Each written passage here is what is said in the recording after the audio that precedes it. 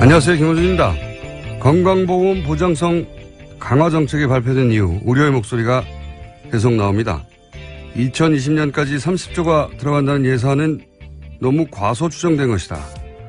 최근 10년간 평균 보험료 인상률인 3.2% 수준에서 인상률을 관리하겠다는 정부 계획은 실패할 것이다. 한마디로 돈이 훨씬 더 들 거라는 거죠. 그럴 수도 있습니다. 관리하겠다고 하지만 미래가 언제 관리한 대로만 굴러가나요? 그런데 말이죠. 최근 10년간 건강보험료는 계속 올랐는데 노무현 정부 말기 건보 보장률보다 이명박 박근혜 정부 보장률이 오히려 더 낮아진 건 아십니까? 이명박 정부가 들어서 건보 최초로 1조 흑자가 됐고 박근혜 정부 말기에는 무려 20조 흑자에 이르렀습니다. 돈을 남겨서 어떻게 하겠다 하는 5년, 10년짜리 고민은 없었습니다. 많이 걷고 안 쓰니까 그냥 쌓인 거죠. 건강보험은 흑자하라고 있는 기관이 아닌데 말이죠. 누구의 미래 예측이 맞다 아니다 이런 차원의 논쟁도 필요합니다. 하지만 그런 돈 계산 이전에 반드시 먼저 있어야 하는 고민이 있죠. 국가는 국민 건강을 어디까지 책임져야 하는가. 이번 보장성 강화는 그 책임의 선을 국가가 현재 감당할 수 있는 수준 내에서 가장 넓게 긋겠다는 거죠. 결국 건보 정책은 돈 이전의 철학의 문제인 겁니다. 김원준 생각이었습니다.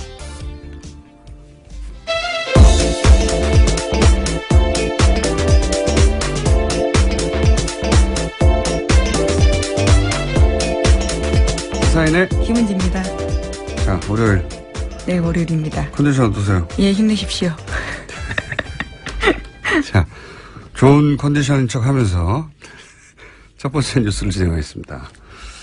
네. 어떤 뉴스가 주말 사이에 보도가 많이 됐는지. 네, 지난주 토요일 미중 정상이 전화 통화를 했습니다. 그리고 북한의 도발 중단에 동의를 했는데요. 그러면서도 미국은 중국 IT 기업의 지적재산권 침해에 대해서 조사 착수를 했습니다. 트럼프 대통령은 시 주석에 이어서 마크롱 프랑스 대통령과도 통화했는데요. 여기서도 북핵 위협을 막기 위해서 경제수단도 총동원하겠다 이렇게 천명했습니다.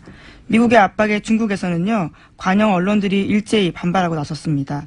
슈퍼 301조를 가동할 경우에 그 대가가 거대할 것이며 무역전쟁을 유발할 수 있다 이런 식으로 경고하고 있습니다. 이게 이제 말전쟁은 이미 했죠. 예. 네, 미국 간에, 북미 간에 했죠. 예. 말전쟁 쇼는 이제 북미가 하고 관객은 베이징에 있었다. 이런 보도도 있습니다. 예, 이게 다 중국 보라고 하는 말전쟁 쇼였다. 이런 논평이 미국 언론을 통해서 나왔는데 이제 중국을 사실은 군사적인 하청업체 다루듯이 하는 거거든요. 예, 이렇게 해서는 안 된다는, 이렇게 해서 될 리가 있습니까? 네. 어쨌든 이런 말전쟁 와중에 이제 중국을 향한 압박을 하고 중국을 그렇죠. 반발하고 이게 발동해봐야 또 1년 정도 걸리거든요. 예. 네, 그렇죠. 행정명령 서명하더라도요. 1년 걸린다고 합니다. 안 할 겁니다, 아마. 예. 어쨌든 말전쟁을 한참 하는 중이고 여기에 대해서 사실은 그 비판 지적도 외신에서 많아요. 뭐 뉴욕타임즈나 미국 주요 언론들이 우리나라에서는 주로 이제 이게 고조되고 있다는 보도가 주를 이루는데 미국 언론들 보면 북한이 미국이 저렇게 하니까 우리는 더욱 핵을 가져야 된다는 명분을 주고 있다거나 뭐 아니면 지금 이게 하루 이틀 된 문제가 아닌데 말 몇 마디 해가지고 더 키우고 있다거나 실제 트럼프 대통령도 나보다 평화적 해법을 더 선호하는 사람이 없다. 뭐 이런 말도 했어요. 예. 이 말하고 나서 며칠 있다가. 계속 오락가락하고 있죠. 예. 비판이 많으니까. 제 불만은 이제 이런 주장. 그러니까 이제 트럼프 대통령의 이런 주장에 대해서 비판적인 보도. 이렇게 해가지고 해결될 일이 아니다 하는 게 왜 뭐 영국의 언론도 그런 보도가 많단 말이죠. 영국, 미국 전문가들 입에서 나와서 외신으로 우리한테 전해지냐 이거죠. 예. 이런 주장은 우리 전문가 입에 나와서 미국 언론, 영국 언론이 실어줘야 하는 거거든요. 예.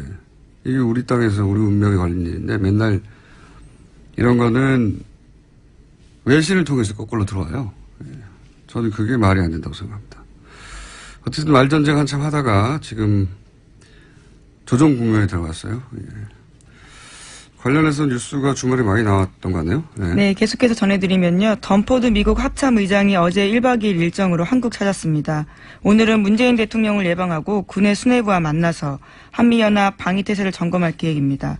덤포드 의장이 이번 방한은요. 한중일 3국 순방 일정 가운데 가장 빠릅니다. 그러다 보니까 한국에서 가장 한반도 상황을 위중하게 판단하고 있다라는 의미로도 나오는데요. 덤포드 의장 같은 경우에는 미군의 서열 1위입니다. 이 양반이 잠깐 1박 2일로 잠깐 왔다 간다고 한미영화 방위 태세가 다시 점검될까요? 그냥 이건 상징적인 거죠, 그냥. 예. 강경파죠, 강경파. 군인이니까. 군인은 뭐 전쟁할 때 의미가 있으니까. 근데 전쟁 수행하는 건 군인이지만 전쟁을 시작하는 건 군인이 아니거든요. 본인이 센 발언 해봐야. 여하간 잠깐 왔다 갔다. 예. 합참. 미 합참 의장도 군 서열 1위로서 잠시 오늘 다녀간다. 그렇다는 얘기요. 오늘 갔다가 일본도 갔다가 중국도 갑니다. 관련해서 추가로 나온 뉴스고 또 있나요? 예, 또 눈에 띄는 뉴스도 있는데요. 일명 8월 위기설이라고 해서 계속해서 위기설이 불거지고 있습니다. 이에 대해서 오늘 아침 중앙일보가 전쟁의 사전 징후들로 팩트체크해보겠다라고 해서요 보도했는데요. 이를테면 군의 데프콘 워치콘 상동하에 따라서 지금 우리가 위기설인지 아닌지를 본 겁니다. 군의 데프콘이라고 하면 정규전에 대비해서 발령하는 전투 준비 태세이고요. 워치콘은 한미 대북 간 정보감시 태세입니다. 데프콘 워치콘은 모두 5단계이고요. 평시가 5단계이고 1단계는 전시입니다. 그런데 한국은 6.25 전쟁 이후에 4단계를 유지했고요. 지금도 현재 4단계라는 겁니다. 3단계 이상 올라간 적이 없어요. 실제 우리나라에서는. 네, 딱 3단계 2번 있었는데요. 1976년에 판문점 도끼 만행 사건, 그리고 1983년에 아웅산 묘역 폭탄 테러 사건 되었습니다. 지금은 이제 평상시가 간다는 거죠. 예. 데프콘을 격상시키지 않았다. 그러니 한미, 양군 모두 지금 전시에 준하는 상황 이상의 말들이 오가지만, 예, 실제 평시하고 똑같다는 거고. 예, 상황은 바뀌지 않았다라는 거고요. 또 미국인의 긴급 철수라는 상황이 생긴다면 또 긴급 상황이라고 볼 수 있겠지만요. 하지만 훈련에 지금까지 주한 미국인의 실제 질격은 없었다라고 합니다. 뿐만 아니라 미군의 전력 증강도 봐야 될 포인트라고 이 기사가 지적하고 있는데 미군 전력 증강의 핵심 지표는 핵추진 항공모함 전개입니다. 그러니까 세 척의 항공모함이 어디로 가는지를 봐야 되는데 현재 한반도 근처에 다 없다라는 겁니다. 이런 걸 뭘 체크하고 있습니까? 네, 해당 기사가 위기설에 대해서 팩트체크한 겁니다. 그러니까 전쟁 징후는 없다. 그렇죠. 그런 거죠. 원래 전쟁이 실제 임박했으면 예, 가장 먼저 하는 게 우리 몰래 예, 주한 미군이 아니라 미국인들 그렇죠. 소개훈련부터 하거든요. 지난 94년이었던가요? 핵위기 때는 전쟁 난다 어쩌다 할 때 실제 미국인들 소개하기 위해 가지고 북핵위기죠. 94년. 소개하기 위해서 직결도 하고 했다고 해요. 그래서 그 소식을 들은 당시 이제 일반 국민들은 못 들었고 그때 남한 사재기가 있었죠. 일반 국민들은. 네, 유명한 사건이죠. 예. 그리고 이 소식을 좀 먼저 전해 들은 소위 잘 나가는 분들은 그때 당시 직장에 휴가를 많이 내고 미국으로 가거나 또는 심지어는 이민을 가거나 한 사람도 꽤 있었다고요. 네. 지금 그런 게 없다. 그런 얘기고요. 근데 이런 징후도 징후지만 이런 징후가 전혀 없다는 것도 징후지만 뉴스지만 사실은 이렇게 말전쟁을 하면서도 미국하고 북한은 채널을 계속 유지하고 있었다는 거 아닙니까? 대화 채널을. 네, 미국 AP통신 보도인데요. 미 정부 관계자를 인용해서 미국과 북한의 외교 라인이 수개월 동안 이면 채널 가동해 왔다. 그러니까 접촉했다고 보도했습니다. 트럼프 정부 출범 이후에 일촉즉발의 강경 대치 속에서도 한쪽에서는 대화를 이어온 건데요. 양국 간의 대화 통로가 누구인지도 정확하게 찝어졌습니다. 일촉즉발 아니라니까요. 네, 뭐 그런 보도들이 계속 이어졌었는데 네, 그런 실제로는 대화를 했다라는 거죠. 말씀드렸잖아요. 그런 보도를 하는 사람들 자기 집에서 그냥 하는 잘 주무신다고. 그리고 왜 지금 한국 이렇게 경각심이 없냐고 보도하는 언론인들도 다 벙커에서 하는 거 아니라고. 자, 말전쟁이 한번 지나가고 이제 조정공부에 들어가겠죠. 자, 미국과 북한의 대치 국면에 대해서 유럽은 어떻게 반응하는지 저희가 4부에서 다뤄볼 예정인데, 우리나라 뉴스, 미국 뉴스도 그렇지만 우리나라 뉴스가 주로 이게 일촉즉발인 것처럼 보도를 많이 했습니다만 전 세계적으로 누구도 실제 전쟁은 일어나지 않을 거라고 생각하는 사람들이 대부분이었고, 미국 내에서도 그랬고, 그래서 미국 내에서는 이런 식으로 긴장 메시지를 계속 내서 이게 사태가 풀리겠느냐 하는 트럼프 대통령의 비판이 굉장히 많았어요. 예. 그런 보도가 왜 없냐 이거죠, 우리는. 우리가 그런 보도를 했었어야 하는 건데. 자, 다음 뉴스는요?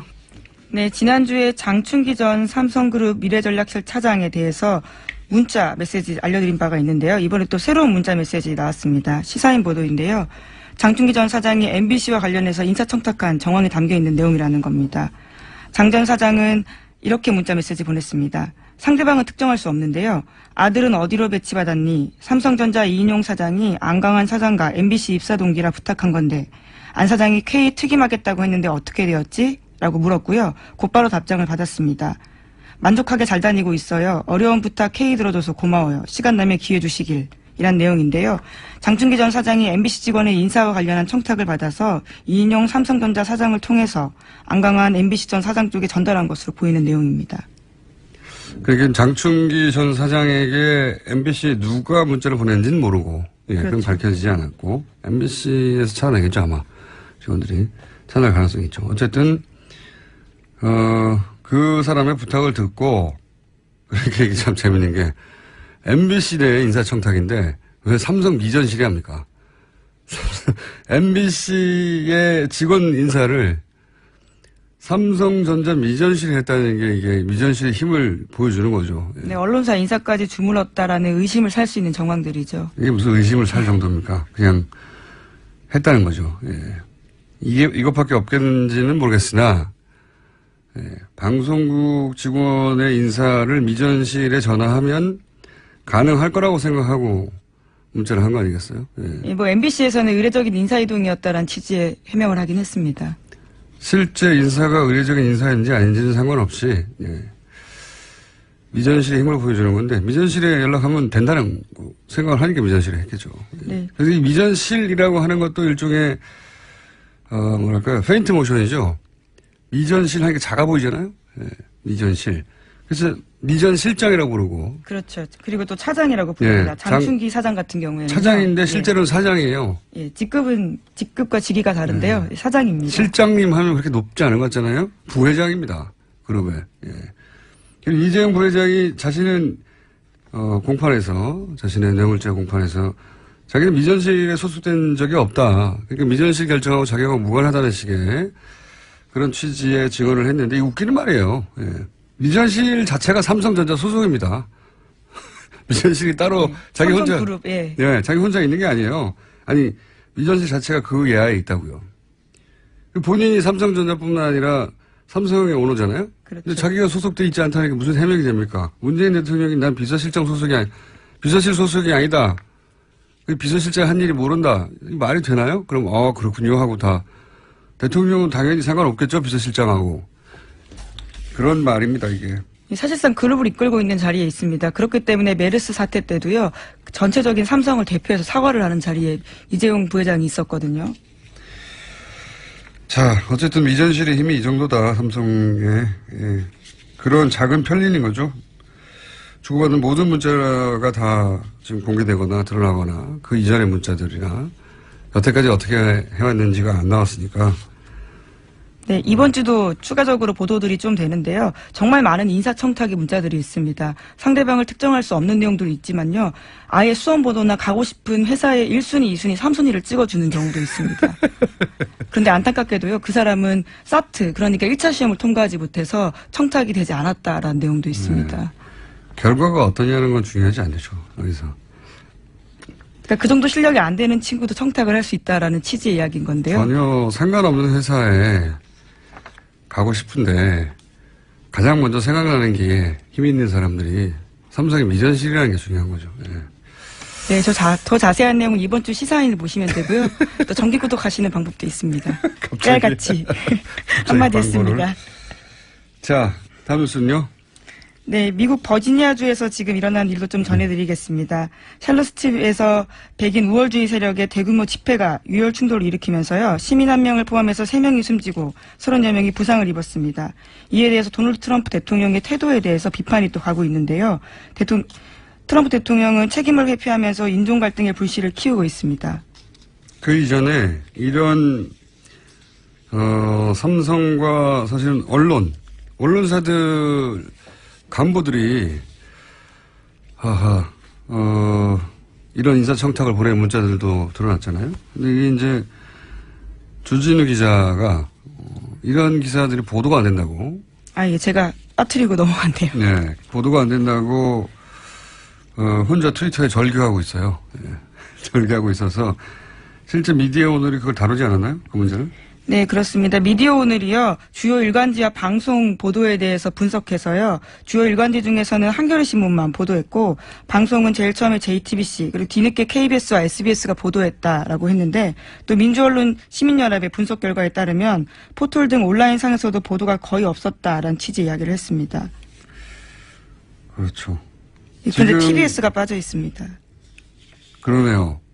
TBS 뉴스공장에서 이 뉴스를 첫 보도했어요. 저희가 주진우 기자가 직접 나와서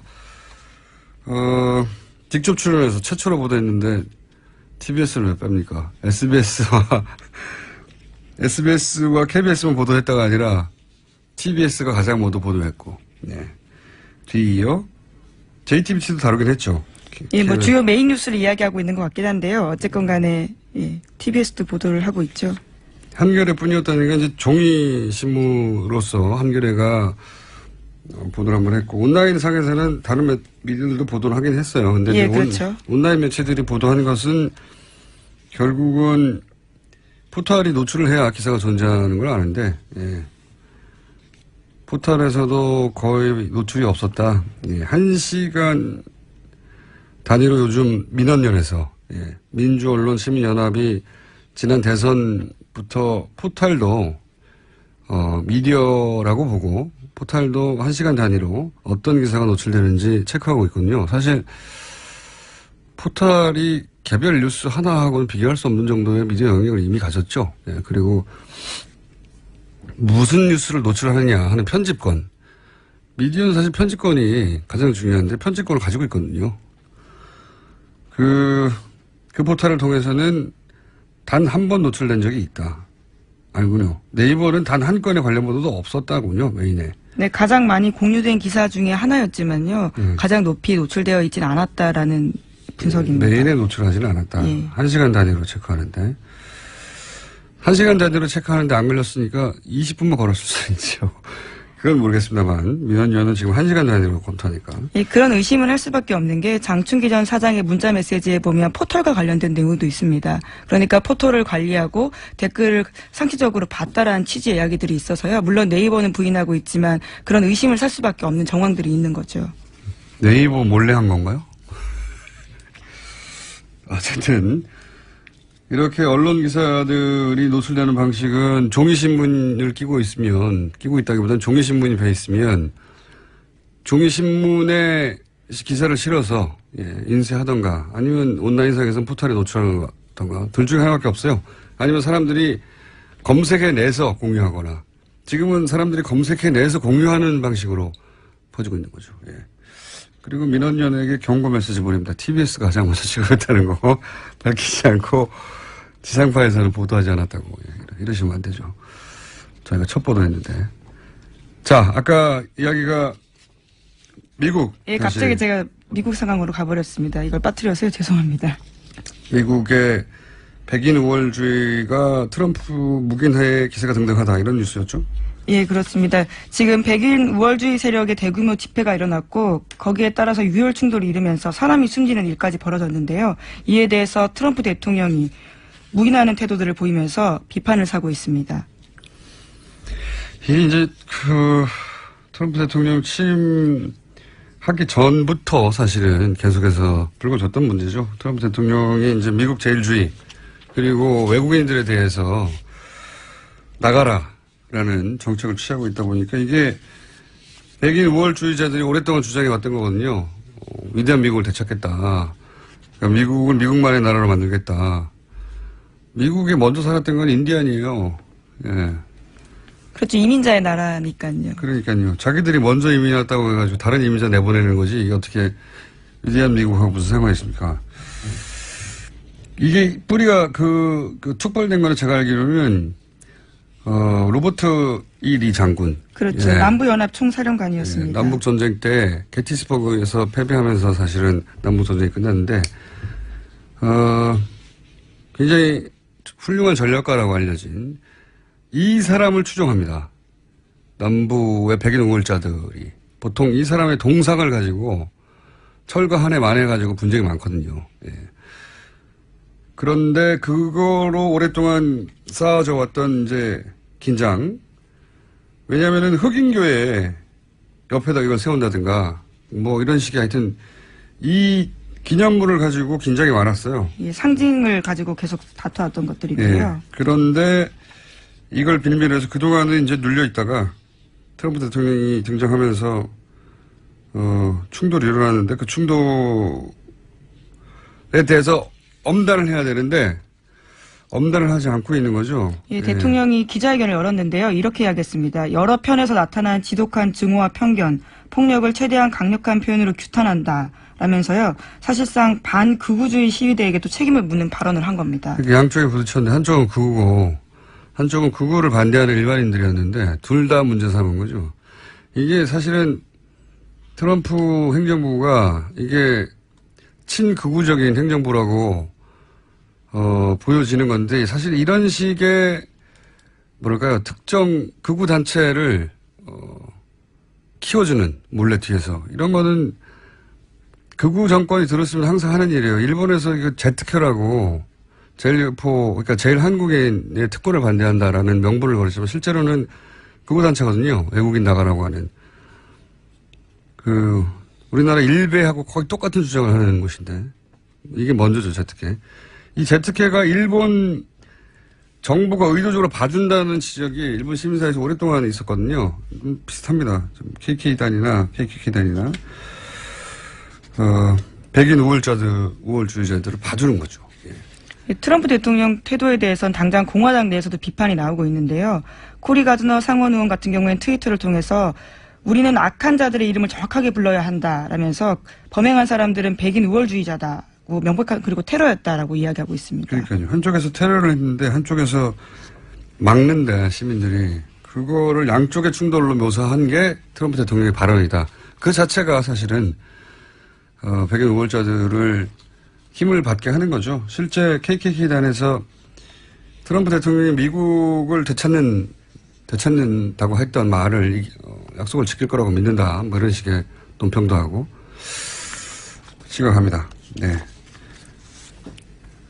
여기까지 해야 되나요? 네.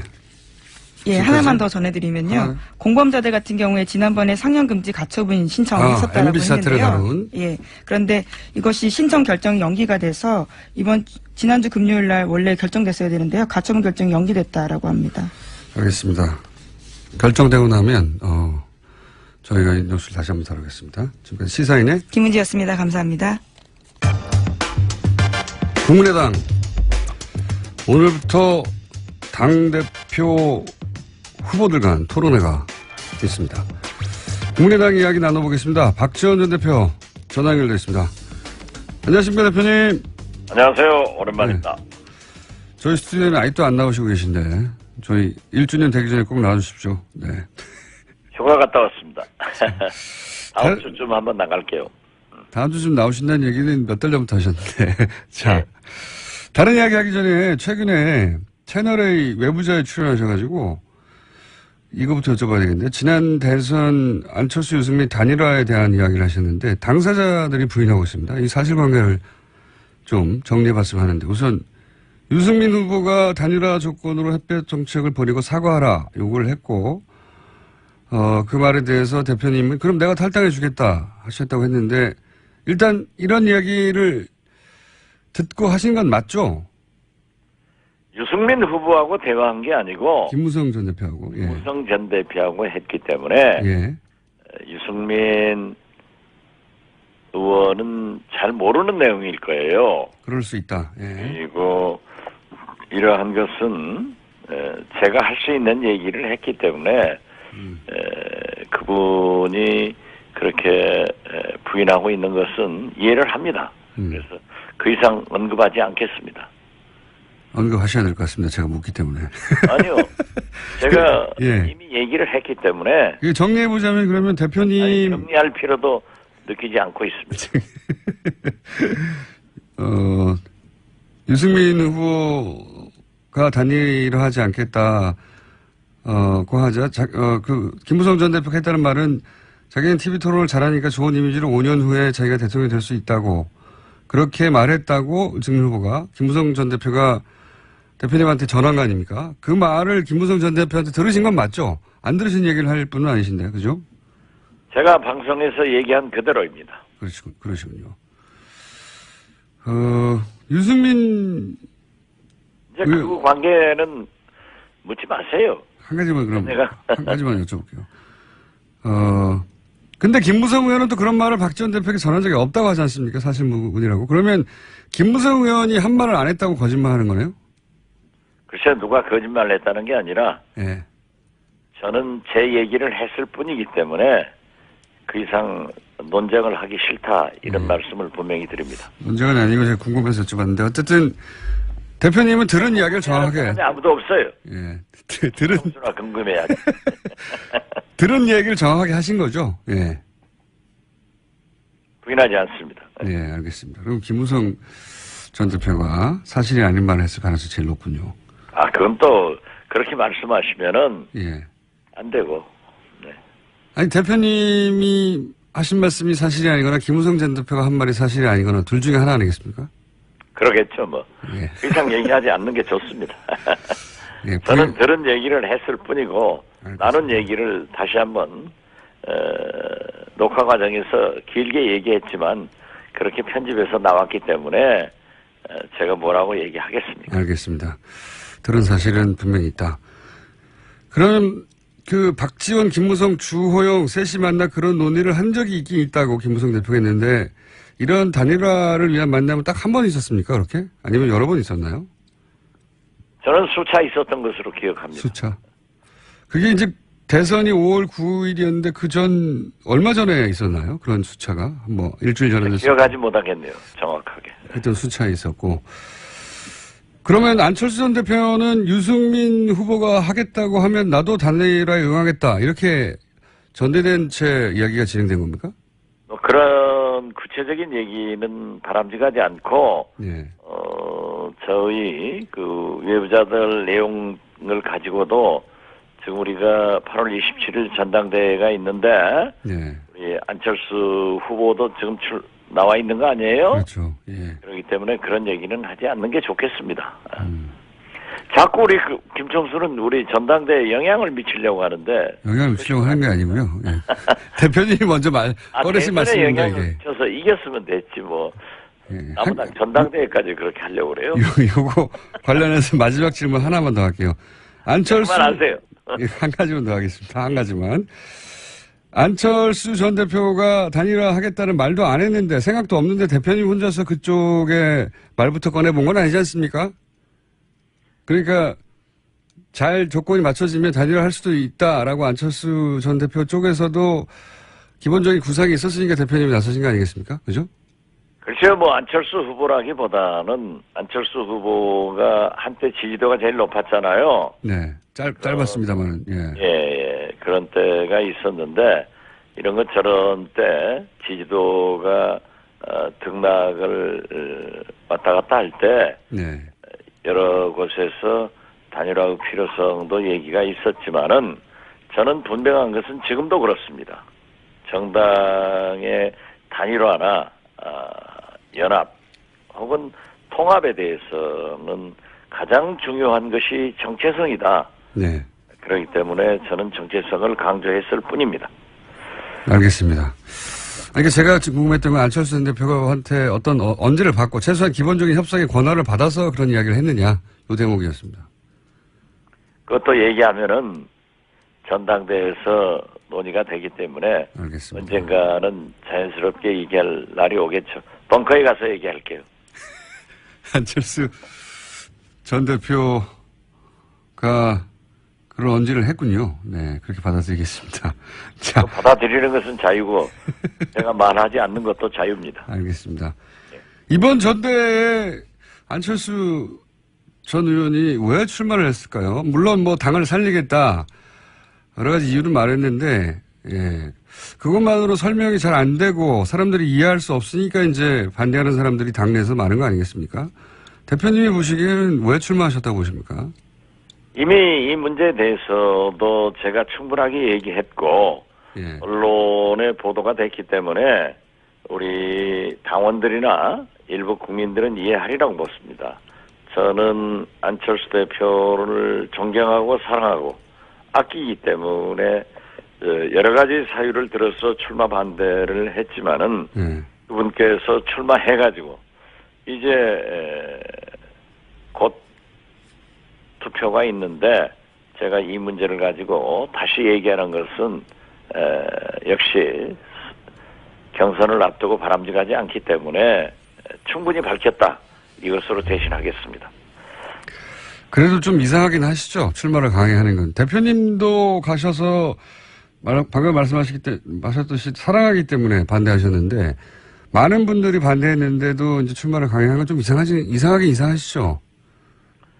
출마는 정치인이 예. 물론 주위 분들의 얘기를 듣고 당원이나 국민 여론도 들어보는 것도 당연하지만 최종적인 결심은 본인이 하기 때문에 안철수 대표 후보가 결정해서 한 것을 우리가 지금 후보로 나와 있는 이때 투표를 얼마 앞둔 이때 얘기하는 것은 저로서는 삼가하겠습니다.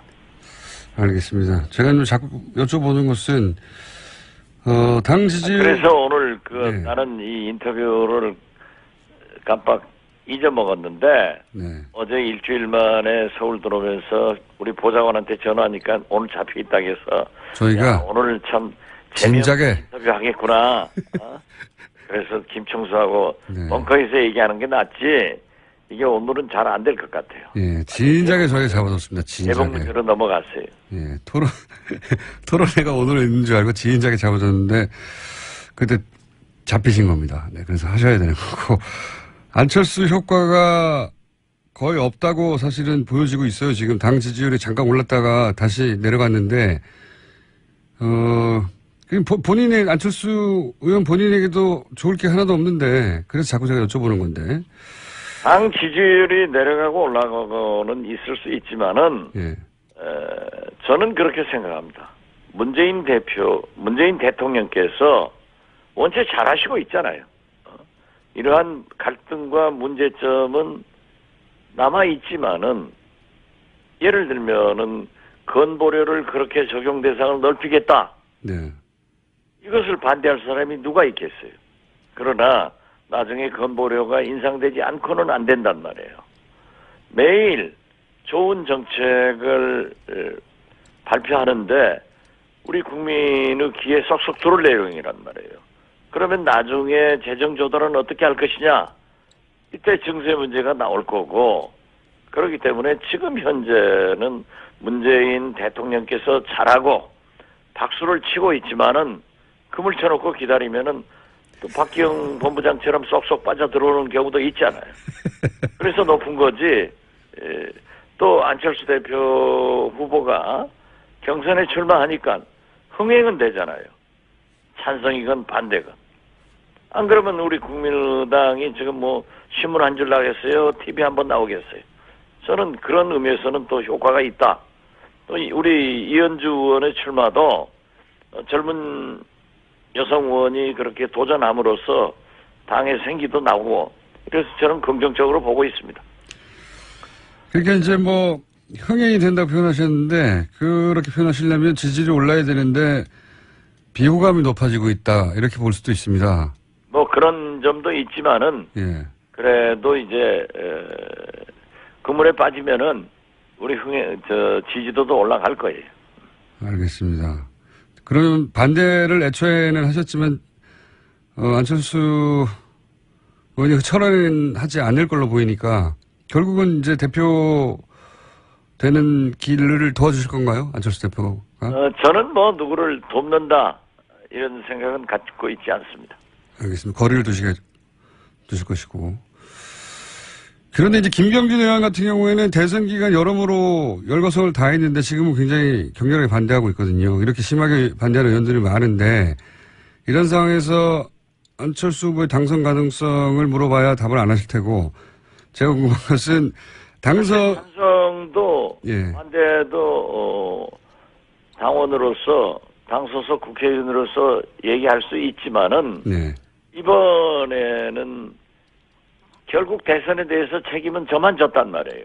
그런 셈이죠. 상임선대위원장으로서 그런 셈이죠. 저 때문에 전당대회를 하는데 예. 제가 뭐 지지한다 반대한다 이러한 의사를 활발하게 내는 것은 바람직하지 않다. 그리고 또 그러할 입장도 아니기 때문에 그러는 겁니다. 제가 이 질문을 드린 이유는 뭐냐면 지금 반대하는 사람이 10명이 넘고 서명하지 않고 반대하는 의원도 많고 뭐 안철수 전 대표가 당직자 모임 했는데 몇 명 오지도 않았더라고요. 이런 상황에서 대표가 된다고 한들 안정적으로 지도력을 가질 수 있을까요? 그런데 치열하게 선거를 하는 겁니다. 그리고 결과에 승복하는 것이 더 큰 민주주의라고 생각하고 어떠한 경우에도 당대표가 누가 당선되든 결정되면은 협력하는 것이 더 큰 민주주의라고 생각하기 때문에 저는 그러한 문제에 대해서는 걱정을 안 합니다. 당이 소멸될까봐 이런 식의 이제 이유로 안철수 대표가 출마를 하셨는데 오히려 당이 깨지고 하는 역할을 하게 되지 않을까 이런 우려인데요. 방금 말씀하셨다시피 대선 지나고 나서 이제 책임진 것은 대표님밖에 없는데 안철수 의원은 출마를 했단 말이죠. 자신 때문에 실세는 재보궐에 출마하는 꼴이다. 라고 김한길 전 대표 측근인 김희경 전 대변인이 탈당하면서 비판을 했어요. 제 말은 이렇게 안철수 본인이 나와서 거꾸로 당을 쪼개는 역할을 하는 거 아니냐 이런 우려 있지 않습니까 실제? 그 뭐 25만 당원이고 또 국민들 또 언론에서도 여러 가지 견해를 가지고 있을 수 있는 거기 때문에 그런 분들의 개인적 의견에 대해서 제가 얘기할 필요는 없고 단지 저는 어떠한 경우에도 제 의사를 분명히 등록하는 그 순간까지 만료하면서 표시했기 때문에 이제 그분이 출마를 해가지고 네 분이 열심히 뛰고 있는데 제가 지장 주는 얘기는 하지 않는 것이 좋다. 그런 차원에서 말씀드리는 겁니다. 알겠습니다. 말씀 그리고 곤란하신 이유는 알겠고. 자꾸 우리 당에서 의원들이 탈당한다. 예. 당이 해체된다. 네네. 이러한 것은 어떤 경우에도 없고 제가 알고 있는 의원들도 그러한 것은 없다 하는 것을 분명히 말씀드립니다. 지금 이번 우리 국민의당의 전당대회는 사실 죽느냐 사느냐 당을 지키느냐 이런 절체절명의 순간이기 때문에 저는 네 분이 선의의 경쟁을 치열하게 해서 선택을 받는다고 하면은 승복하고 또 선출된 대표에 대해서는 우리가 적극적으로 협력을 해서 당을 살려나가자. 그리고 문재인 대통령이 지금 오늘 또 한겨레 여론조사 보면은 거의 80%에 가까운 국민적 지지를 받고 있지 않습니까? 네. 그러면은 잘하는 것은 박수치고 잘못하는 것은 그물에 걸리면은 그때 한번 해보자. 이런 생각을 가져야지 무조건 반대하는 그런 모습도 틀렸고 지금 뭐 미국과 중국 또 일본 우리 4강 둘러싸인 나라에서 외교적으로 또 대북 문제가 굉장히 큰 문제이기 때문에 이러한 큰 것을 보고 협력할 것은 협력하고 반대할 것은 반대하고 또 질책할 것은 질책하는 것이 우리 새로운 지도부의 할 일이다. 저는 그렇게 봅니다. 알겠습니다. 대표님이 다시 대표가 되시면 그렇게 하실 것 같은데. 그게 제일 좋은 말씀이에요. 아예 당이 깨지라고 나온 거다. 이런 말을 하는 사람도 있어요. 이참에 진보적인 호남계 의원들 나가라. 그리고 나서 이제 김무성 전 대표 혹은 바른정당과 연대하는 그런 그림을 그리는 거 아니냐. 이런 의혹을 가진 분들도 꽤 있더라고요. 저도 그러한 의혹을 갖고 있는 것만은 사실입니다. 그런 의혹을 갖고 계셨군요. 예, 왜냐하면은 극중주의, 네. 바른정당과의 관계에 대해서 말씀을 듣고 굉장히 우려를 했고, 네. 특히 홈베이스인 호남, 탈호남 네. 이런 것은 굉장히 위험하기 때문에 네. 그렇게 해서는 안 된다 하는 얘기를 했어요. 안철수 대표에게. 다행히 예. 안 후보께서도 왜 호남을 버리느냐, 어떠한 경우에도 당을 지키면서 경우에 따라서는 우리가 리딩 파티, 선도 정당으로서의 역할을 해야지 캐스팅 보트, 잘못하면은 이중대 말 듣는단 말이에요. 그렇기 때문에 저는 확실한 정체성을 가지고 우리가 문재인 대통령에 대해서 협력할 것은 협력하고 견제할 것은 견제하자. 그런 때 견제를 하면서 자연스럽게 바른정당과 함께 할 수도 있지만은 그러한 것을 정책 연합을 한다거나 또는 뭐 연대를 해서 구체적으로 나가고 하는 것은 저는 반대다. 그런 의미에서 대통령 선거 때 그러한 일이 있었다 하는 것을 얘기했을 뿐입니다. 호남을 버린다기보다는 호남계 의원 몇몇이 견디지 못하고 나가게 하거나 결별하기 위해서 이렇게 나온, 그러니까 호남이라고 하는 지역을 다 등진다기보다는요. 그 안에 의원 선택을 받은 의원들을 왜 그렇게 합니까? 왜 그렇게 하냐고 저한테 묻지 마시고 의원님도 대표님도 그렇게 생각하셨다는 거 아닙니까? 우려를. 그렇게 생각하시고 그러한 것이 보도됐는데도 그런 질문을 하니까 예. 제가 말씀드리는 거예요. 제가 그걸 얘기를 하면서 뺄셈 정치를 해서는 안 된다라고 안철수 대표에게 얘기를 했더니 어떤 경우에도 왜 뺄셈 정치를 하겠느냐 예. 이렇게 했기 때문에 저는 안철수 후보도 그러한 것에 대해서 상당한 수정과 당원들과 국민들의 민심을 확인했기 때문에 지금 그러한 얘기를 하지 않는가 저는 그렇게 봅니다. 그러한 얘기라고 하는 것은 그 뺄셈 정치를 하지 않겠다. 네. 탈호남을 하지 않고 호남을 기반으로 해서 외연을 확대하겠다. 이런 것을 가지고 얘기하는 것으로 봤습니다. 그런 우려는 있었지만 일부러 당을 깨기 위해서 나온 게 아니냐는 우려는 대표님도 있었지만 확인해 보니까 아니더라 이런 말씀이신 거죠? 네, 그렇습니다. 네. 네. 아니더라고 이제 인상을 받으신 건데 그럴 수도 있는 거 아니겠습니까라고 저는 계속 생각해 보겠습니다. 생각은 자유고요. 네. 이현주 의원 전대 출마한 건데 물론 뭐 누구든 출마할 수 있습니다만 이게 본인이 그냥 결정한가요? 아니면 안철수 의원과 얘기가 된 건가요? 제가 왜 이런 질문을 드리냐면 민주당 경선에서 이제 안희정 이재명을 견제하는 역할을 일부 김성시장이 한 것처럼 이현주 의원이 혹시 천정배 정동배 의원 토론회 때 이렇게 견제하는 역할로 같이 나온 건가요? 어떻게 보십니까? 정치는 결과나 과정에 대해서 그러한 말씀들을 하시는 분들도 있지만은 누가 자기 떨어지기 위해서 나오는 사람이 있겠어요. 예. 다 당선되려고 선거는 후보로 나오면 이겨야죠. 그렇기 때문에 저는 오히려 이현주 의원이 40대 젊은 의원으로서 여기까지 들어야 될 것 같습니다. 예, 당의 활력을 불어넣고 자기가 박지원 전 대표의 인터뷰가 순간에 끊겼습니다. 박지원 전 대표고요. 예. 그리고 제가 인터뷰 도중에 최성 고양시장을 김성 고양시장으로 제가 잘못 말했네요. 네. 죄송합니다. 정정하고요. 자. 자, 이번 시간에는 문재인 정부 첫 방산비리 사건이었죠. 항공우주산업 카이. 수사가 시작된 지 오늘이 꼭 한 달입니다. 그래서 한번 짚어보려고 하는데, 이 사건이 복잡하다기보다는 도대체 누가 뭘 어떻게 했다는 건지 감이 잘 안 잡힙니다. 한 달이나 지났는데. 그래서 저희가 긴급 차출. 네. 사건 요약자. 양철 변호사님 나오셨습니다. 안녕하십니까. 예, 안녕하세요. 네. 사건 요약자. 차라리 이게 좀 마음이 편하네요. 예. 정리하다 안 돼요. 참, 정말. 한 달 그러니까 됐는데. 이제 이게, 요약을 하라고 또 네. 중요한 인물을 부를 수도 없고. 뭔 소리예요, 또. 그래서 조금 전까지만 해도. 요약만 하고 가는 거기 때문에. 조금 전만 해도 예. 나 아니면 안 될 것 같아서 어쩔 수 없이 불렀다고 얘기를 해놓고 방송 시작하자마자 또 이렇게 바로 디스를 하십니까? 사요마라고. 사건 요약망. 사요마. 자, 사건 요약자. 이 사건이 아직 결론을 안 났는데 도대체 진척이 어떻게 되어 있는 건지, 뭐 어쨌다는 건지 굉장히 이게 머릿속에 어떻게 그려놓고 있을지 예, 잘 정리가 안 돼서 변호사님도 잘 정리가 안 됐죠.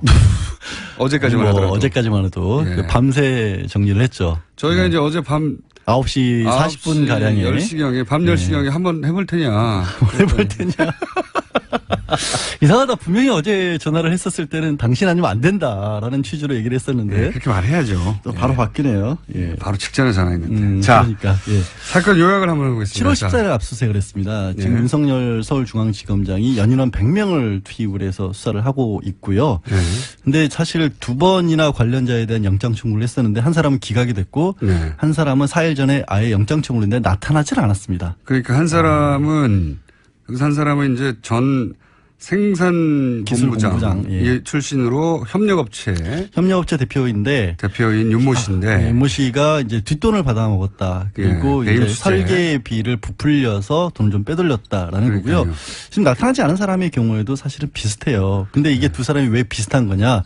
둘 다 이제 협력업체입니다. 협력업체인데 주로 이제 하승용 전 대표와 하승용 전 대표가 대우 출신이거든요. 예. 그 대우에서부터 인맥이 좀 이어진 사람들이었고 결국 자신이 데리고 있었던 사람들이 외부에 나가서 협력업체의 이름으로 일을 만들어서 용역 설계, 그러니까 항공우주산업 비행기와 관련된 용역 설계를 맡겼다거나 아니면 부품을 납품하는 일들을 맡겼는데 그런 데서 흔히 벌어지는 일들이 이제 대금을 부풀리는 거잖아요. 그리고 이제 리베이트를 네, 거죠. 그렇죠. 그래서 비자금이 되는 거죠. 그렇죠. 예.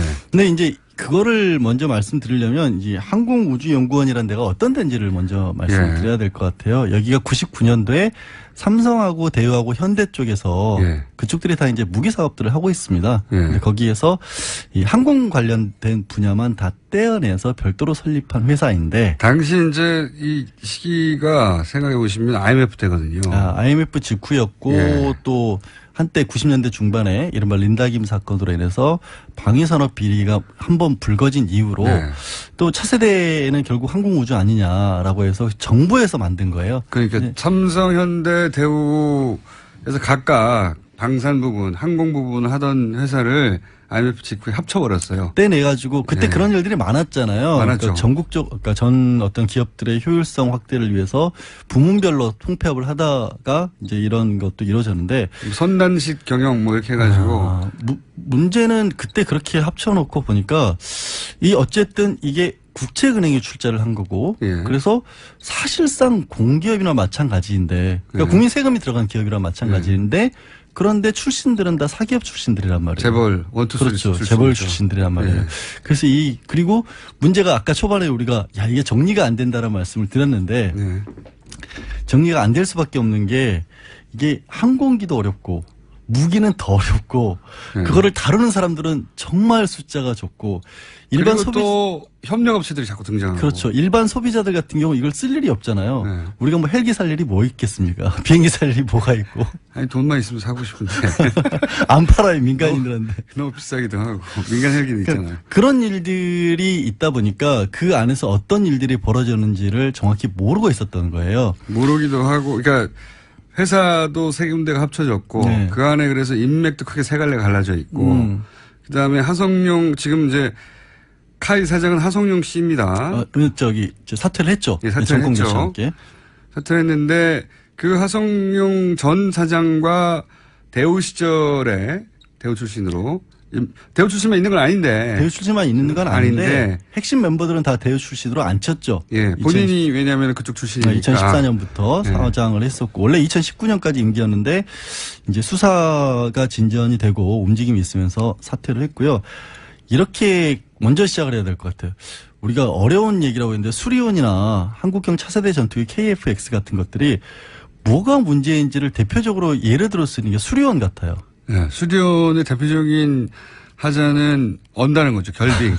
예. 근데 언다는 건데 수리온이라는 걸 생각해 보면 2006년에 개발을 시작해서 2012년에 이걸 만들어내거든요. 예. 근데 헬리콥터 한 대를 뚝딱 만들어낸다는 게 사실상 항공운주산업에서는 있을 수가 없는 일이에요. 그게 뭐 한 10년, 15년 걸린다고 해요. 그것도 이제 그 항공 이쪽에 그 기술이 축적이 돼 있는 것들이 이렇게 하는 건데. 우리는 처음 만들었는데 헬리콥터를 7년 만에. 처음 만들었어요.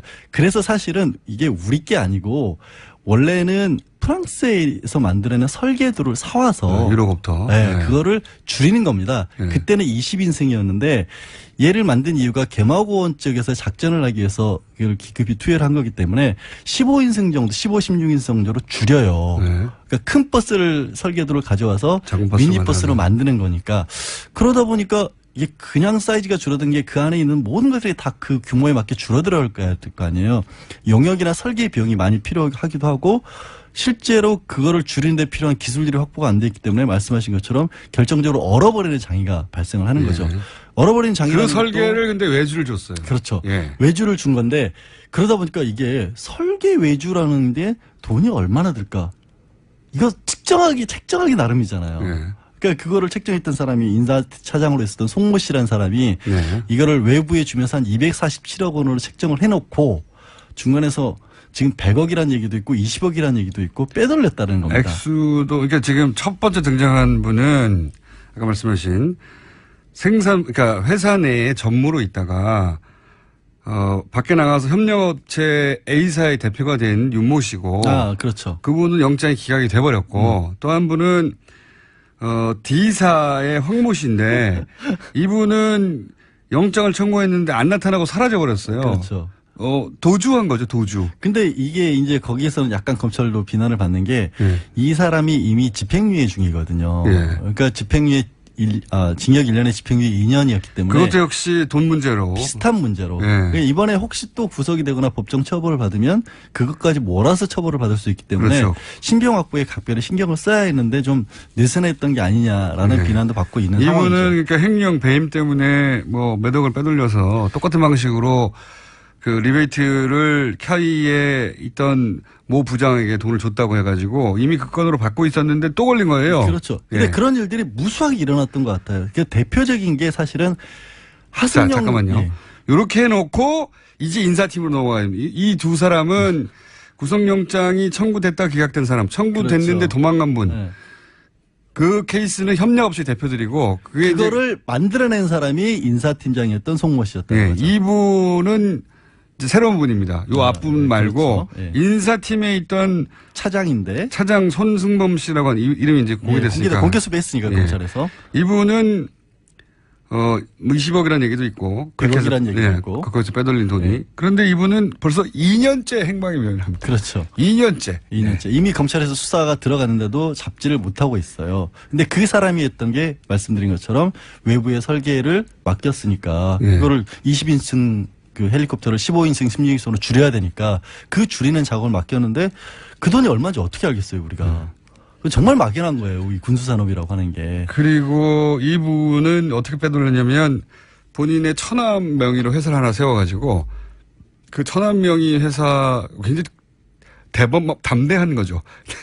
멀리 있는 사람도 아니고 천암에. 근데 이거는 담대한 정도가 아닌 게요. 지금 하승영 대표도 개인 비리로 문제로 지금 약간 수사를 받아야 될 상황인데 이거는 대표로 취임하기 이전에 이미 받았던 의혹인데 왜 이런 의혹이 있는 인물이 이 대표가 될 수 있었느냐부터가 또 의혹인데. 그건 또 거기서 이제 박근혜 전 대통령과 가깝다, 문고리 사는 방법 가깝다는 말들이 뭐 그런 얘기가 있는데 하승영 전 거고요. 대표가 받고 있는 의혹은 진짜 기가 막혀요. 뭐냐면 미국 록히드 마틴으로부터 돈을 받을 게 있어요. 예. 근데 환율로 당시에 계산을 해보니까 그때 당시에 1달러에 1,150원인데 예. 이거를 1,100원으로 줄여버립니다. 예. 그러면 1,100원, 50원이 남잖아요. 예. 그 50원을 개인 통장으로 받았다는 거예요. 예. 훌륭한 분이죠. 예. 근데 50원씩 이게 가로채면 모으면 그게 15억 5천만 원이 돼서 워낙 다리가 크다 보니까. 워낙 단위가 크니까. 그거를 개인적으로 횡령했다라고 개인적으로 하는. 횡령했다는 의혹을 받고 있는 거죠. 의혹을 왜냐하면 받고 그 있습니다. 통장까지는 이제 일부 시사저널이었던가요? 시사인이었던가 그 잡지에서 시사저널입니다. 시사저널에서 확인을 했어요. 근데 네. 그 시사저널에서 확인한 통장도 그 통장이 갑자기 그렇게 돈이 빠져나갔다가 갑자기 중간에 해지가 돼버려서 그 돈이 어디로 갔는지를 모르는 그런 상황인데 수사도 안 했고 그분이 대표가 됐던 거예요. 그렇죠. 예. 그런 혐의가 대표가 된 다음에 있었던 게 아니고 대표가 되기 전에 있었는데 대표가 돼버린 이유가 뭐냐 가지고 예. 따지기도 있고. 그때는 여의도 정치권에서 이분이 뭐 박 전 대통령과 육촌 관계다. 그런 그리고 소문이 있었다고 소문이 해요. 있었고 조금 전에 이제 안종범 전 수석과도 가깝다. 왜냐하면 안종범 전 수석이 대우 출신이지 않습니까? 대우 연구원 출신인데 이분도 대우 출신이다 보니까 그런 얘기가 나왔었는데. 근데 안정범 전 수석하고는 또 어떤 관계가 있냐면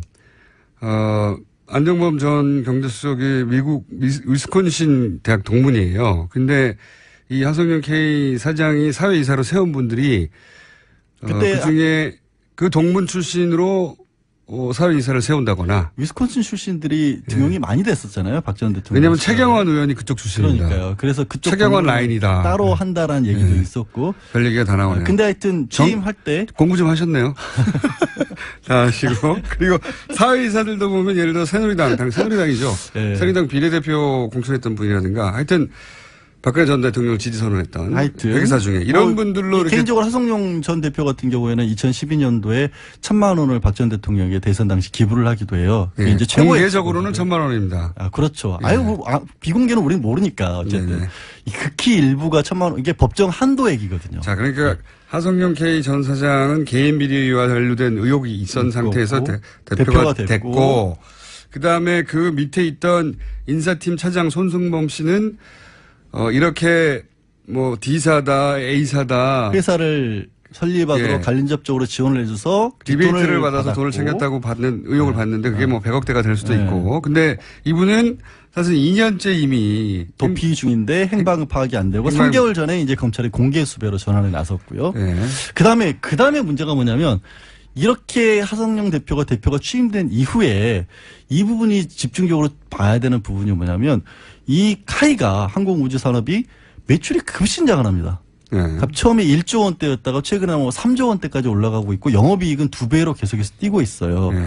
그런데 이게 정말로 그러면 실적이 좋아서 한 것이냐라는 부분에 지금 의혹이 실적 가고 있는 거예요. 부풀리기도 했다. 실적 부풀리기를 한 게 이른바 분식회계를 한 것 같다는 거예요. 네. 그 방법이 뭐냐면 예를 들어 이라크하고 계약을 하고 나서 물건이 어느 정도 뭐 반 정도라도 납품이 돼야 돈이 들어올 거 아니에요. 근데 계약을 해놓고 총 1조를 받기로 했다고 하면 계약만 한 뒤부터 그 다음에부터는 우리가 2017년에 계약했으니까 2018년에 그 돈에 얼마를 받았고 이런 식으로 장부를 기재를 하는데 네. 실제 그게 공급이 됐는지는 아직 안 밝혀진 거예요. 그러니까 이제 이 의혹은 아직 물건 만들기로 한 단계까지 안 갔는데 돈 받으려고 한 거 아니냐 계속. 그런 얘기가 나오는 거죠. 근데 네. 물건을 안 만든 게 아니냐라는 얘기가 또 왜 나오냐면 이렇게 꼬이는데 이런 것들이 카이에서 했던 것 중에서 대표적인 게 T50이라 그래가지고 네, 훈련기죠, 미국에서 훈련기. 훈련기로 쓰는 것에 납품을 하겠다. 네. 납품 계약이 체결이 됐다라고 네. 해서 당시에 박근혜 전 대통령이 이 납품 계약 체결을 축하하기 위해서 장관 4명을 대동하고 사천까지 내려갑니다. 예. 근데 거기에 막상 로키드 마틴 회장은 오지도 않아요. 예. 네, 그러니까 나중에 알고 보니까 계약을 시도를 한 건 맞는데 기술력 부족으로 이것도 제대로 추진이 안 돼 버려요.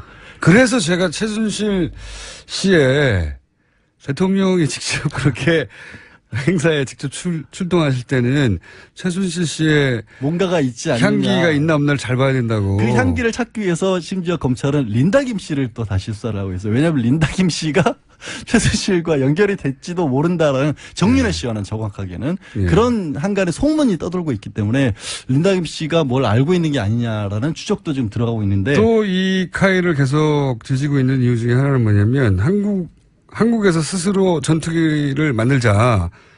KF-X라는 사업입니다. 이게 덩어리가 18조예요. 원래는 18조까지 안 갔는데 그것도 부풀려진 거죠. 네. 계속해서 올라가는데 가격은 올라갔는데 근데 그것도 보잉으로 원래 계속해서 추진을 하다가 갑자기 로키드 마틴으로 바뀌거든요. 로키드 마틴 자꾸 나왔습니까? 네. 로키드 마틴. 지난 정권에서 계속해서 벌어졌던 일이 로키드 마틴과 관련된 일인데 그 로키드 마틴은 KF-X 우리나라 차세대 한국형 전투기로 만들기로 하면서 왜 갑자기 바꾸냐라고 또 물어볼 거 아니에요 사람들이. 그때 정부가 뭐라고 하냐면 로키드 마틴에서는 우리한테 최신형 레이더 기술을 제공을 하기로 했다. 이것저것 준다고 그랬는데 나중에 또 밝혀지기로는 주는 게 없어요. 제대로. 이거 우리 핵심 기술인데 이걸 어떻게 주자. 안 준다고. 그래서 이거 사기를 당한 거냐 아니면 같이 사기를 친 거냐. 그랬더니 정부가 뭐라고 얘기를 하냐면 그거 우리가 그럼 만들래라고 합니다. 자. 근데 미국에서 가장 핵심 기술인 레이더 기술을 우리가 갑작스럽게 어떻게 만듭니까? 그거를 못 만들어서 다 수입하는 거예요. 네. 근데 여기서 이제 거의 시간이 끝나가니까 또 문제가 뭐냐면 그래서 이런 문제가 불거지니까 2014년도에 그 KF-X를 이 카이에서 만드는 거예요. 그렇죠. 예. 근데 그래서 이른바 방산비리 합동수사단도 출범을 합니다. 예. 2014년도에. 합수단에 밝혀낸 게 아무것도 없어요, 사실은. 그리고 감사원도 지금 아까 얘기했던 인사팀에 20억인지 100억인지 드시고 그것도 사라진 행방이 묘연 2년. 그것도 1년 전에 이미 2년 됐어요. 아니, 이제. 2년 전에 밝혔는데 예. 검찰 수사가 안 이루어지고 있었다. 청와대에는 보고가 되는데 검찰 수사는 안 이루어졌기 때문에 그럼 누가 막았겠냐 중간에. 이 비리를 왜 그냥 봐주고 있었냐. 결국 여기서 또 우병우의 이름이 등장을 합니다. 그러면서 3인방 얘기가 나오고 최순실 얘기가 나오는 그렇죠. 겁니다. 결국에는 이거를 합동수사단까지 조사를 하고 감사원도 문제가 있다는 사실을 보고를 했는데 검찰 수사가 안 이루어진 계기는 결국에 중간에 누가 역할을 했겠냐. 당시 민정수석이었던 우병우 전 수석이 역할을 한 게 아니냐는 아닌가. 라는 의혹까지 지금 간 거예요. 자, 그런데 이렇게 방대한 그림인데 실제로 언론에 보도되는 거는 전 선생본부장인 윤모 씨 협력사 A 대표 영장 기각됐다 단신. 그렇죠. 그리고 D사의 황모 씨가 불출석을 했다 영장 실질심사에 단신. 근데 지금 우리가 그리고 이 여기서 인사팀 이분 2년간 사라졌다 단신. 그러니까 연결 고리를 못 만들어서 그림이 잘 안 그려지는 거죠. 15분을 얘기했는데도 사실은 아직 다 얘기한 건 아니거든요. 그러니까 큰 틀은 얘기가 된 겁니다.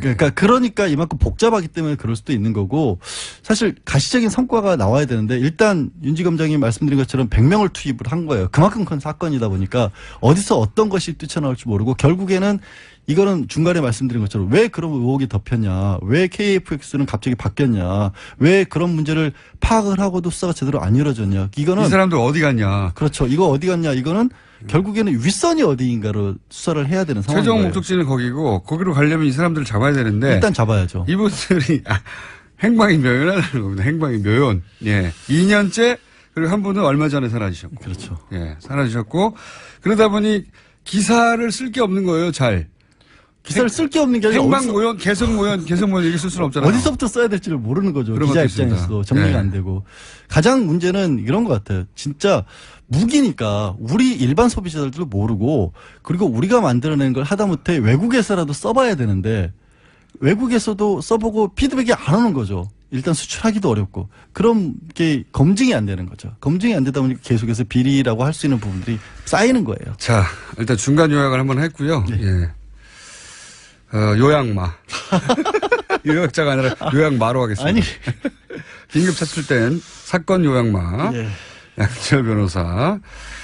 와 함께 카이에 대해서 중간 점검 한번 해봤습니다. 한 달째라서. 한 달째니까. 이 뉴스를 잘 이해하지 못하신 분들이 99.9%거든요. 그래서 오늘 요약으로 절반 정도는 이해하지 않았습니다. 일단 검찰 수사 결과에 따라서 한 번 정도는 더 브리핑을 해야 될 것 같아요. 그리고 이 사건은 제가 보기엔 앞으로도 계속 나옵니다. 예. 규모가 나와야죠. 커서. 왜냐하면 이게 가장 문재인 대통령께서 직접 지시한 사항이에요. 못 잡아서 수사 끝 이럴 수는 없는 거거든요. 예. 그러면 너무 허무해지죠. 변호사님 진짜로. 들어가주세요 이제. 네, 알겠습니다. 여기까지 하겠습니다. 양지열 변호사였습니다. 오는 17일 개봉하는 영화 공범자들에 대한 상영 금지 가처분 신청 판결이 오늘 있습니다. 이 영화를 만든 최승호 감독 전화 연결해 보겠습니다. 안녕하십니까 PD님 감독님. 예, 안녕하세요. 예, 오랜만입니다. 예. 자백에 이어서 두 번째 영화를 만드셔가지고 이제 감독님이라고 해야 될 것 같은데. 아니, 그냥 PD로 갔어요. 아니, 감독 역할에 더 재미를 들으신 것 같아요. 자. 다 개봉을 하고 나면 저희 스튜디오에 한번 모시기로 하고. 근데 네네. 상영 금지 가처분 신청을 낸 당사자들 신분이 좀 의외입니다.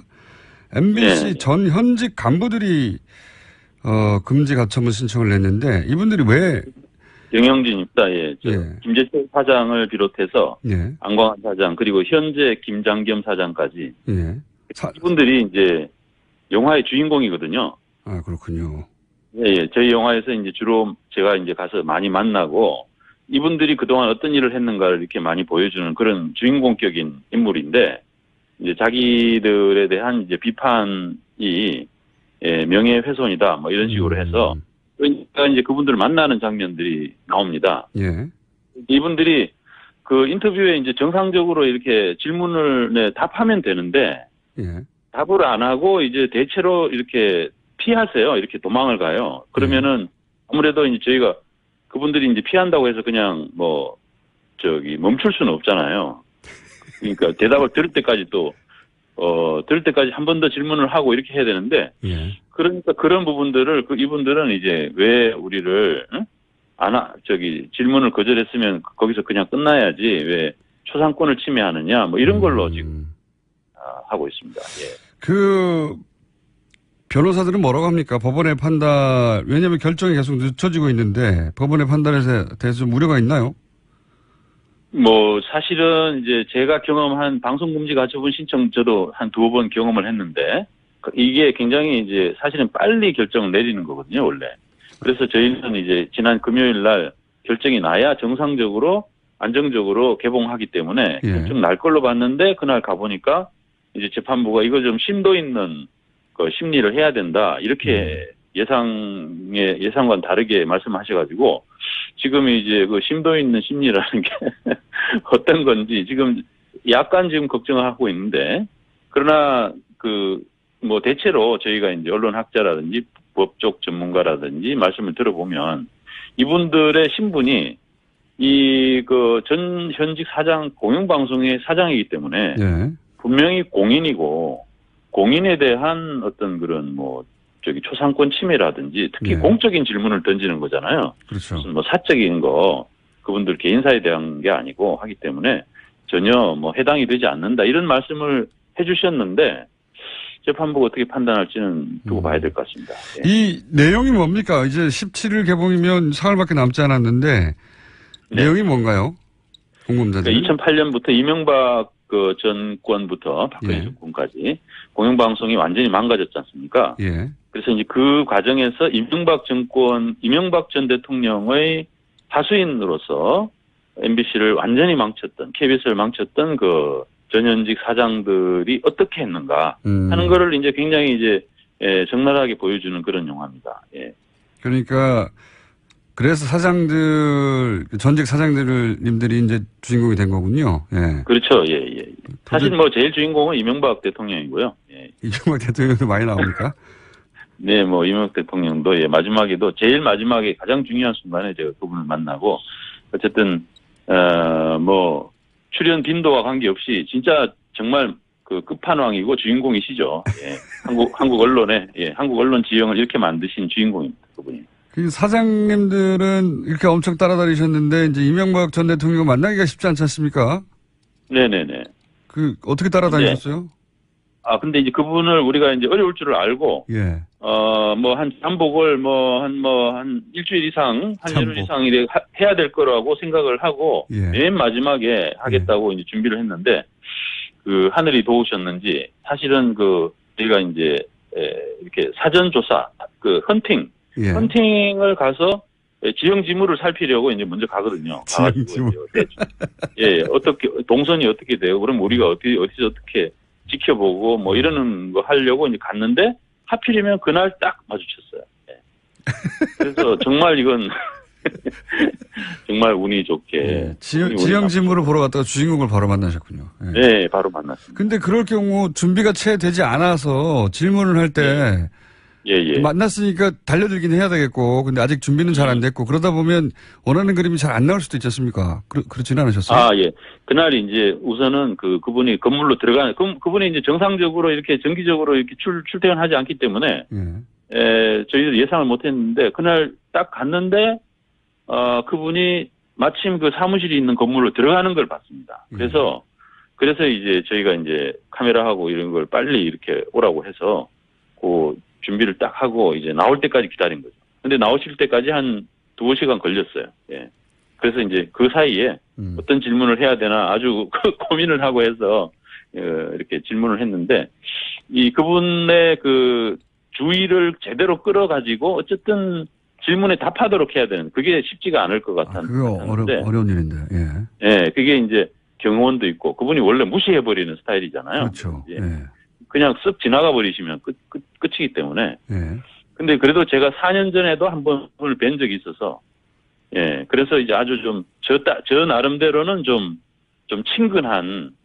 친근하게 이렇게 이명박 전 대통령한테 예. 친근하게 이렇게 불렀죠. 예, 그랬더니 뭐라고 부르셨습니까? 그분도 각하 이렇게 부르셨나요? 아니요 이명박 전 대통령님 뭐 오랜만입니다. 예. 이렇게 말씀을 얼굴을 드렸고, 알아보던가요? 알아보는 것 같아요. 예, 알아봤습니다. 알아봤다면 그 순간 얼굴이 찌푸려졌을 것 같은데. 아니 꼭 그렇진 않았어요. 그때는 예. 이분이 근데 이제 알아보긴 알아봤는데 정확하게 이 친구가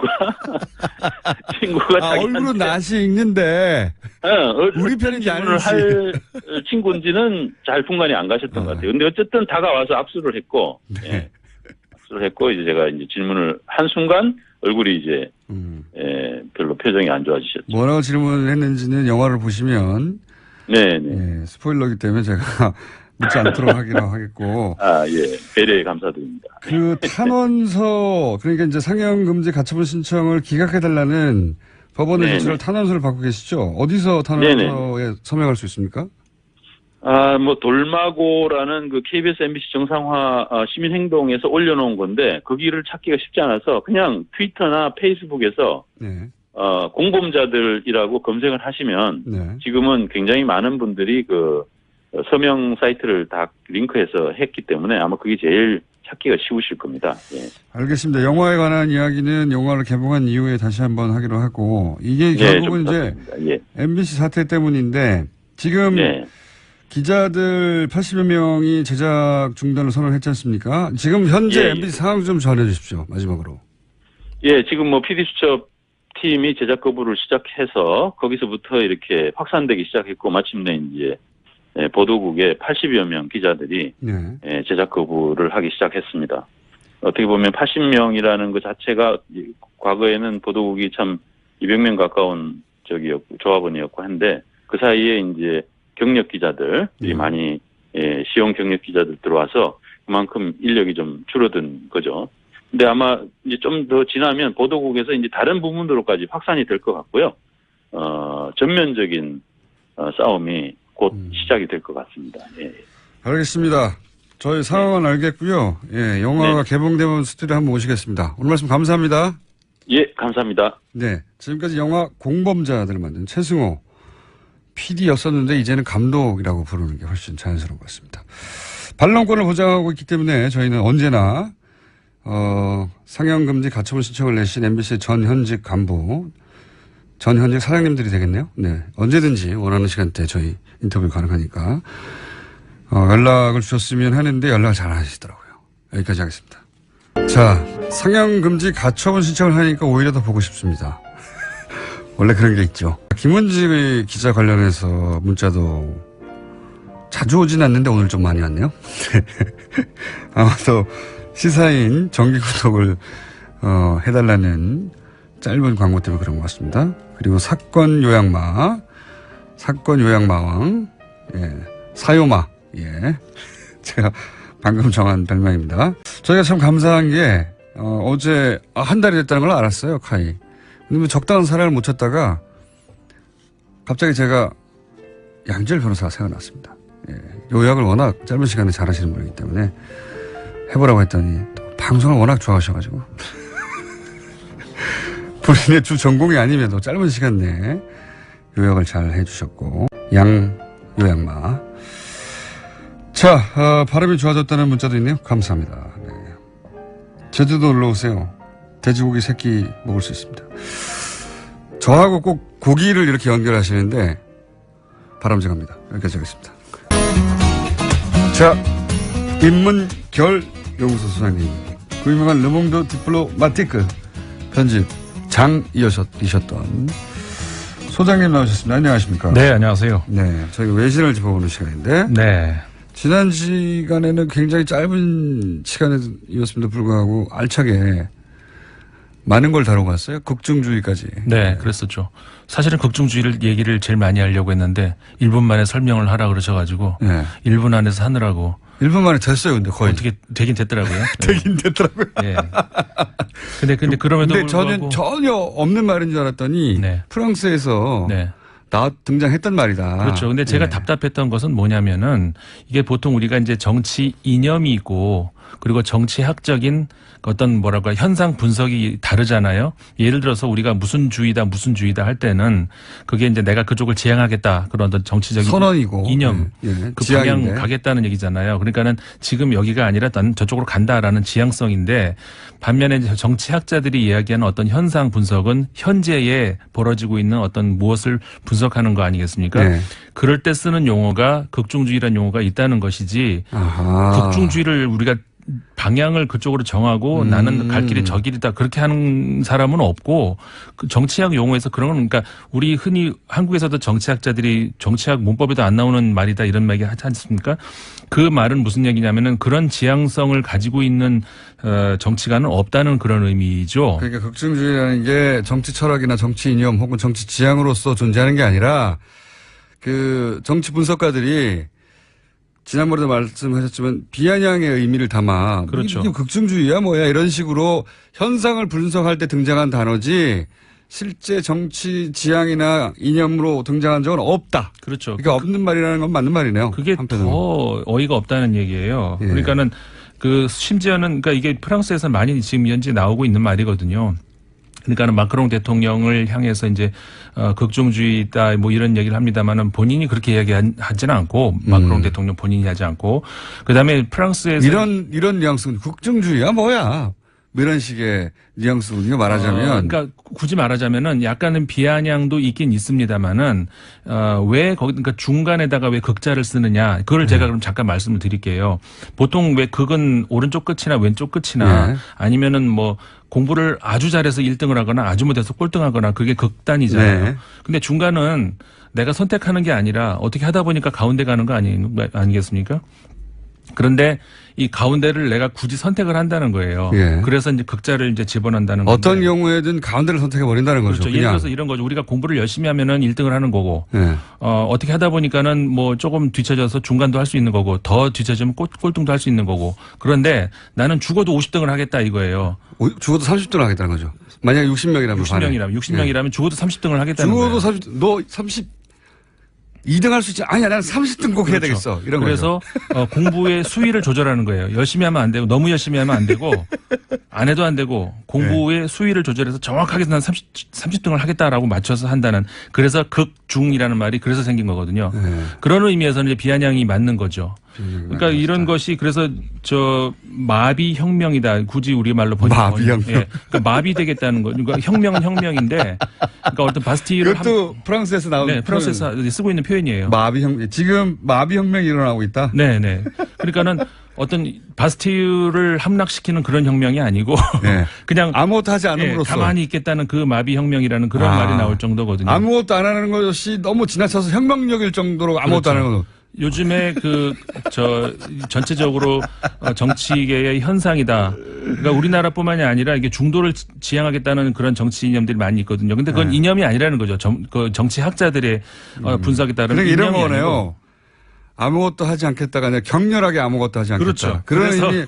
그런 의미에서 마비 혁명이라고 이런 그래서 극중이라는 말이 나는 얘기입니다. 그래서 비아냥의 의미가 담겼다는 그렇죠. 거고. 네. 그래서 그거를 누군가 번역해 줬겠지만 프랑스에서 이런 단어가 등장했다는 것을 그런 정치적 맥락을 이해하지 못한 채 이 말을 갖다 쓰게 된 거거든요. 그렇지 않았는가? 그렇지 않았다면 갑자기 비아냥거리는 말을 자기의 이념이라고 갖다 쓰겠다는 이유가 석연치 않지 않습니까? 본인 안철수 전 대표 본인도 프랑스의 마크롱 대통령 언급을 분명히 하고 있고 그걸 지향하겠다는 건데 그렇게 따다면 더더군다나 이거는 하면 안 되는 거를 그렇죠. 누군가 번역을 잘못해 줬네요. 자, 정확하게 이해했고요. 네. 원래는 다른 얘기를 길게 해야 되는데 또 예. 지난 시간 AS 좀 길겠습니다. 예. 그 다른 이야기. 오늘은 또 다른 이야기. 무슨 얘기냐면은 우리 지금 뭐 가장 큰 이슈가 되고 있는 것이 어쨌든 간에 북미 간의 말싸움, 말폭탄, 뭐 아무 말 대잔치 이런 거 아니겠습니까? 근데 이제 저 유럽에서는 이 현상을 어떻게 보고 있는가? 그러니까 미국 같은 경우에는 국민들도 이거 진짜 우리가 미사일 맞는 거 아니야? 이렇게 생각하는 국민들도 있다고는 해요. 있긴 있겠죠. 예. 근데 이제 미국 전문가들의 대부분은 그건 말도 안 되는 소리고. 그렇죠. 북한이 어떻게 미국을 향해서 미사일을 쏘겠습니까? 그럼 북한은 사라지는데요. 그걸 지구상에서 사라져요. 북한도 사라지고 우리도 끝장나는 거죠. 그렇죠. 남한도. 괌 땅에다가 절대로 괌 땅에다 쐈다가는 진짜 북한이 지구상에서 사라집니다. 근데 그 인근 해상에다 쏘겠다는 그거 공해상에 위협 그렇죠. 예, 미국의 명예가 아니고 명예가 아닌 공해상에 쏘겠다고 이제 말을 하긴 했는데 말로 위협을 하는 건데 전문가들은 그게 이제 현실적으로 뭐 말이 안 된다라고 합니다만은 그러면 유럽 사람들은 요즘에 이런 현상에 대해서 어떻게 생각하느냐? 그냥 둘 다 똑같다. 그러니까는 뭐 김정일이야 워낙에 뭐 본인이 직접 김정은, 얘기는 안 합니다. 예. 죄송합니다. 김정은은 본인이 직접 얘기하지 않지만 어쨌든 북한의 그 뭐라고 할까 싸움, 협박 이런 거는 거의 뭐 제가 다른 방송에서 얘기했었습니다만 뉴욕타임스에서 그런 표현이 나왔거든요. 양아치 수준의. 그러니까는 스콜리아드 분리스라고 얘기해가지고 2명이라는 거죠. 그러니까 김정은도 그렇지만 결국은 트럼프도 똑같은 그런 양아치 짓을 하고 있다라는 것이 그건 이제 유럽이 아니라 이제 뉴욕타임스에서의 칼럼 제목이었는데 침묵은 금이다. 이런 이제 타이틀로 독일에서 기사가 하나 나왔어요. 그러니까 그 무슨 얘기냐면은 트럼프가 말이 너무 많다는 거죠. 그러니까 트윗을 너무 많이 해요. 트윗을 너무 많이 한다. 실제 말도 너무 많이 하고. 할 말이 있으면 전화를 해라. 시진핑한테 할 말이 있으면 전화로 하고. 이 대목에서 빵 터지시는군요. 네. 맞는 말이죠. 맞는 말이죠. 트윗 하지 말고 네. 할 말 둘이 있으면 전화로 정상끼리 하고. 전화 있잖냐. 그러니까 우리 그때 연인끼리 싸우면 그렇잖아요. 할 말 있으면 전화로 하면 되는데 그렇게 또 뭐 나는 뭐 어쨌다 이렇게 막 글 써가지고 이렇게 그래가지고 화해가 되는 경우가 있냐 이거죠. 직접 얘기를 하지만 남들이 보게 얘기를 하는 거죠. 네. 이제 그런 이제 기사들이 많이 있어요. 그리고 제가 이제 주목했던 것이 영국의 한 신문이었는데 인디펜던트 신문 아시죠? 거기서 이제 마리아 라이언이라고 하는 한 학자가 쓴 글이 저는 굉장히 이게 눈에 들어왔습니다. 네. 그러니까 이게 제가 2년 전 정도로 생각을 하는데요. 그러니까 정확하게는 1년 반 정도 같습니다. 그러니까 15년 가을쯤이었는데 여기 한국 르몽드 디플로마티크 말고 프랑스 르몽드 디플로마티크의 그 부편집장이 우리나라에 직접 와가지고 정세현 전 장관과 인터뷰를 한 적이 있어요. 네. 그때 제가 이제 그 인터뷰 통역하면서 진행을 했었는데 그때 정세영 장관께서 이야기를 하셨던 그 내용을 그래서 제가 녹취를 했기 때문에 정확하게 기억을 하고 있는데 그 내용하고 정확하게 일치를 하는 거예요. 마리아 라이언이라는 이분이 누구냐면은 그 영국의 한 대학에서 미국의 역사를 이제 강의하는 분인데 우리식으로 제가 이제 굳이 하자면 기억하라 1994 기억하라 응답하라 응답하라 1994 버전인데 1994년도에 무슨 일이 있었습니까? 미국하고 그 북한 사이에 제네바 협정이 있었잖아요. 그 협상 그때 잘 이루어졌던 것이 왜 지금에 와서 다 깨지고 이런 위기까지 왔는가 그걸 기억을 해봐라고 하는 그런 글이었었어요.